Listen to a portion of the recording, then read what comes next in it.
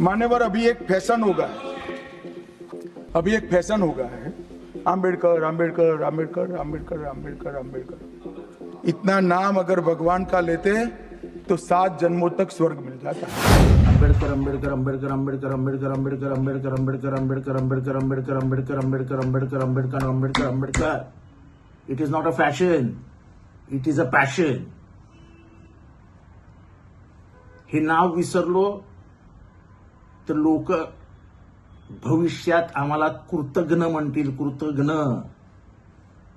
ज्या माणसामुळे आम्हाला नरक समजलं, पण ज्या माणसाने आम्हाला नरकातनं बाहेर काढलं आणि माणूस म्हणून जगायला शिकवलं, त्याचं नाव भीमराव रामजी आंबेडकर. म्हणजेच आंबेडकर आंबेडकर आंबेडकर आंबेडकर आंबेडकर आंबेडकर आंबेडकर.